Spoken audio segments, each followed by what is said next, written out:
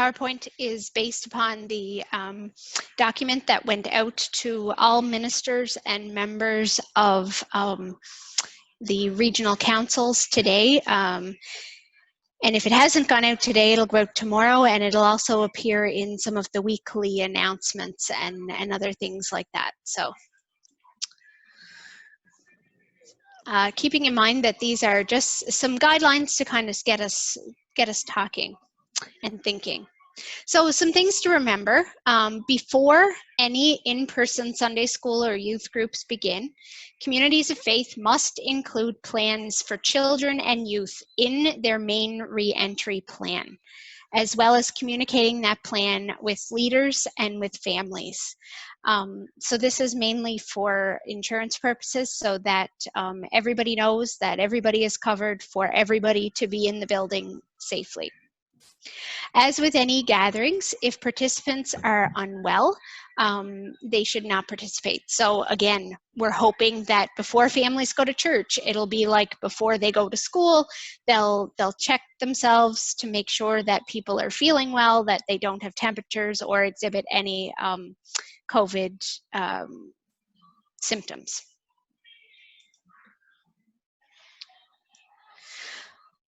So where to start? At the moment, given reading all 4 or 5 of our provincial guidelines, we're recommending that communities of faith do not resume in-person Sunday school concurrent with Sunday worship. So, you know, not at the same time. So typically, you know, some of us might be used to kids coming to church and then partway through the service, they go downstairs to their Sunday programs. But we're recommending that that not happen just yet. However, we have had questions about whether or not something through the week could happen, or family style worship that's separate from your regular Sunday morning worship could happen, and they can. They can happen at other times during the week, preferably outside if they can. We know that this time of year things are getting colder and rainier, so maybe outside is not always available, but if it can be, it's best. And inside family groupings. So, you know, if you are going to have a family style service, families would be sat at tables together with them by themselves. And of course with physical distancing and everything else in place. Activities such as youth group that can happen at times outside of worship can occur if the group is less than the number suggested by provincial health authorities, while maintaining social distancing, wearing masks, and cleaning the space before and after use. We also know that kids get thirsty and that food and things are sometimes part of our gatherings. So if water is needed during these gatherings, water bottles must be filled at home and not shared, and supplies for activities not shared either, unless participants are members of the same family.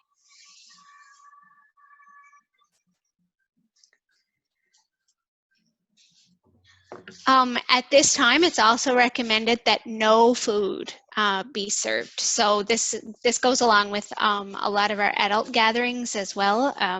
You know, potlucks aren't allowed to happen. You know, fundraisers that revolve around food, dinners, those kinds of things aren't exactly happening yet. So just to keep things simple, we're recommending that food not be served. So for, like I said, for now, we've said no concurrent Sunday school with worship, but we're suggesting that it wait until later in the autumn, in the fall season. So later October, early November, just to kind of keep an eye on what the school system is doing to allow for the bugs to work themselves out, hopefully there, rather than in church. And it also allows for the kids to get used to the rules of wearing masks and staying apart from each other. So hopefully by that time they'll be ready to go. For those below school age, though, in-person activities are not recommended at this time, as social distancing and mask wearing are not possible. So kids under the age of 4 or 5 really should, if they're coming to church, they should stay in the pews with their families. So like no nursery classes, those kinds of things, because those toys are highly touched and used a lot, and it's hard to maintain distancing with that age group.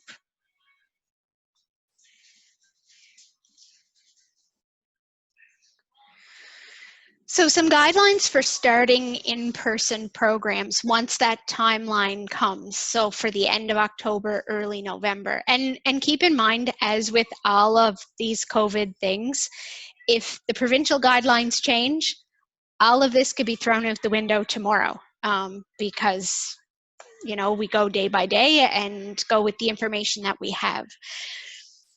So with the in-person programs, when they do start or when they can start, we're suggesting that you have designated space apart from the worship space for children and youth to gather, which enables social distancing protocols. Upon the entry into the building, children and youth should be greeted by a greeter and taken to the designated space. So basically what that's suggesting is that the children would go directly to Sunday school. Instead of having children's time at the front of the service, like at the front of the worship space, and then everybody trooping down partway through. Sunday school would happen at the same time as church when when the in-person things can start happening. So children and youth are to be met by their teachers, socially distanced and placed in position following social distance protocols. So at tables separate from each other unless they're members of the same family, and in separate spaces as much as they can be. Individual craft supplies and Sunday school materials shall be provided for each participant and sanitized at the end of the session. So that's going to be hard for things like markers and scissors and all of those things, but we really have to promote not sharing those things as much as we can. I'm also recommending that music times should not include singing at this point. Action songs are okay, songs where maybe you're teaching the kids sign language, but kids get boisterous and they forget, I don't know, I get boisterous sometimes when I sing and I forget where my body is.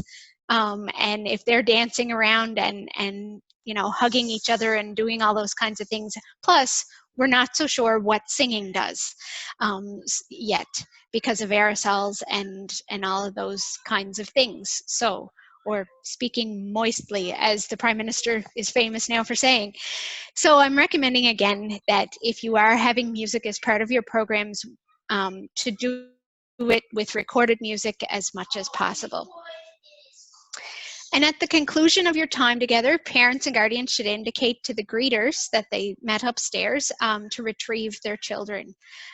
They exit as a family grouping or bubble. So parents are discouraged as much as possible for going into the Sunday school space. And if a child or youth requires a parent or guardian at any time during the session, they should indicate their need to the leader, who will inform the greeter to retrieve the parents, respecting social distancing guidelines. So to limit the traveling between the two spaces as much as possible.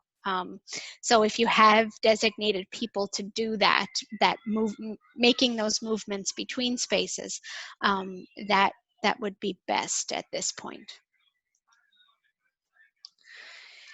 At this time, no programming for children under school age. I think I already said that, yeah. And they'll remain in the worship space with their adults.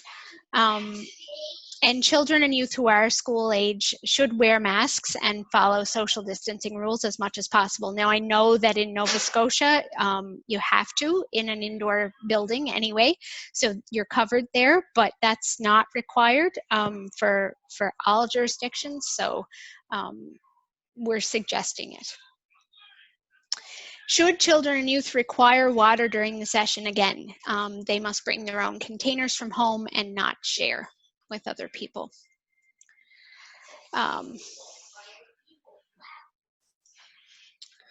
So that's what I have for in-person guidelines once in-person things are able to occur. Do we want to move on to online programs, or do folks have questions or comments or concerns at this point?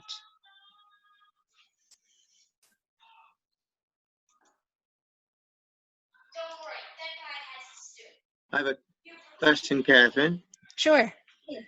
Nice to see you, by the way. Yeah, good to see you too, Rick. Excuse me. So my church, well, one of my churches is considering having a multi-age midweek program, which we only have a one-room church, right? So we don't have the luxury of having separate rooms. So midweek program. And does the rule or the encouragement to not have ages 4 and 5, like preschool age involved, still apply to a midweek thing, even though they're going to be lumped with kids of all ages? Yeah, no, because if they were coming to church on a Sunday morning, right, they'd stay in the pew or wherever their family is. So if you're having midweek all age programs like that, and everybody is in their own family grouping, those younger children would be okay because they're not going to a separate nursery or something. Right. Do you know what I mean? Yeah. Yeah, I think this is a kids getting dropped off kind of program, and leaders supplied sort of thing. So it's okay to have ages 4 and 5 preschool age there. Yeah, I think so. As long as they're like grouped in their own age group, then, and not going. Well, it's a one-room church, so there's no nursery space, no toys or anything like that they're sharing. Yeah. So as long as an adult is sitting with that age group, making sure that they're doing their thing kind of the way they should. I think that would be okay. Yeah. And also, if we're going to try to be outside as long as we can into the season, if we get going with this, masks required outside. I can't remember right at the moment. I think it's not. I think it is. Yeah, maybe. I'm not sure, but social distancing definitely. Yeah. Would be my suggestion. Yeah, I think masks outside is not required outside. If others sort of know differently, maybe they could comment. But yeah, okay. Anybody else from Nova Scotia that knows differently? I have to confess, I don't. Okay. So Curtis is sitting next to me, and he says that he does not have to wear his mask outside at school. Okay, there we go. Thank you, Curtis. So, having said that, we just had a covenanting service outside on Sunday, and everyone had to wear masks. And that was the understanding of the guideline. So, yeah, it's actually a question of mine. It's extremely unclear as to when you need to have people wear masks. So, for example, on the inside, it even says if you are socially distanced, you do not need to wear masks. And so once, that's what all the guidelines say, is that when social distancing is not possible, then you wear a mask. And so in church, if everybody is actually sitting 6 feet apart from each other, do they need to wear masks?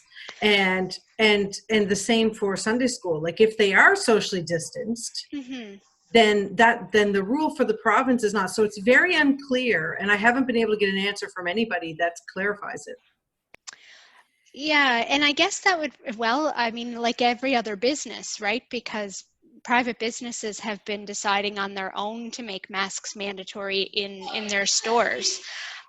With kids, I would say if you're inside and they're school aged, even not socially distanced, my recommendation would be masks, because it doesn't hurt. Unless, of course, they have a reason, a medical reason that they can't. But for kids especially, I would say if they're inside, masking would be a good idea, because you can't guarantee that they're going to stay away from each other. So one of the things, Shannon, that it's different for different provinces, which makes it a little more complicated, and I think why sometimes we get mixed messages. What we've been told for Nova Scotia is if you once you enter and you're seated in your spot and you are 6 feet apart, you can take your mask off during the service. But we're recommending if your service includes singing, which for some of our provinces it does, that we ask people to stay masked the whole time. And I think that's why there's some confusion there. Because PEI and Newfoundland and Labrador has allowed singing in church at this point. And so if singing is introduced, we're asking people to stay masked the whole time. Yeah. But that's also why I'm saying right now, try not to sing as much as you can in a Sunday school setting, because those settings are sometimes even more enclosed, right, than a sanctuary. Catherine, I have a question. Sure. It's April. So you may have answered this, and I just am, but I'm just being thick or something. I read your whole letter that came earlier. Thank you, but I just want to get clear on it, because I know that when it comes up with my counsel, I just want to be able to answer it well. And I just so far I'm missing the gist of something, which is the first recommendation is do not have yet for the next 6 weeks or so Sunday school concurrent with or children youth programs concurrent with regular worship. And I just am missing the why. I'm missing the why. So why is having it concurrent with worship different than having it at a separate time? Right now, that's the recommendation that we're going with, to allow, number one, a lot of families have said across the church that they're not ready to come back to Sunday school programs where kids are mixing with other kids. So if they're going to worship with their families, they're sitting in separate pews with their own families, right? So they're not mixing and mingling in the same way that they would be. We're waiting. We're recommending waiting for concurrence with worship, so that we see what happens in the school system with immune systems and this possible second wave now coming across the country. It's more or less just to kind of let churches start worship as well, and that like a graduated start. So if you start worshiping, then a month later or so you can start having your other programs. So it allows for a more gradual start back as well. So if you have it, okay. So if you have a church that's been worshiping for several weeks or that is very small and feels like it can accommodate Sunday school very easily, how much are you saying this is our rule, or or are you saying this is a way that it might be helpful to think about reopening and managing all the pieces? Or how much are you saying, no, this is a rule? Do you know what I'm asking? Yeah. So I think in this case, I'm calling these guidelines, right? So ultimately it is up to the community of faith what they do, but I'm suggesting this as kind of an ease back, cautiously start. So if you've already started, maybe you don't need to think about that rule. But if you haven't started yet, maybe it's something to consider. Okay. Yeah, this is Shannon. So for me, the problem with it is that it means that adults get precedence in coming back to worship. and then youth and children. And so we were starting everything up very intentionally on the same day, that it wasn't going to be, well, now adult or worship for people who can sit in the pews or the chairs in your sanctuary are welcome. But for those other people, it's not okay. And so they're in a separate space. We have a separate entrance. Like, so it took me by surprise when I read that, because it's now the 22nd of September and we're planning on starting everything on Thanksgiving Day. And this is the first that I've heard of it. And so, like, I'm not sure where to go with that. Like, because that's the reason we made the decision that we were not going to start until the middle of October to give schools, or the second week of October, to give schools time to get back and everything, because we did not want to start without the kids. You know, in some way or another. Now we are making modifications for the safety reasons of things, but that it seems like, you know, the able-bodied, capable people who can follow the rules shouldn't be kind of prioritized over the people who maybe have a bit more trouble with that. So that's kind of where we were going with it. So it just confuses me a bit. Yeah, no, and that's why I said it's a guideline, and it's not meant to say that kids aren't welcome in church. It's meant to say that maybe the programs should wait. So, I mean, you can still have intergenerational worship that includes the kids doing things in their pews. You can still have, you know, pew containers of activities that they're allowed to do in the sanctuary, but it just, to have the movement and the program starting, you know, there are some congregations that just aren't there yet. So, you know, so that was my recommendation, based on some of that wide, you know, I know that congregations are going to do things separately, but yeah.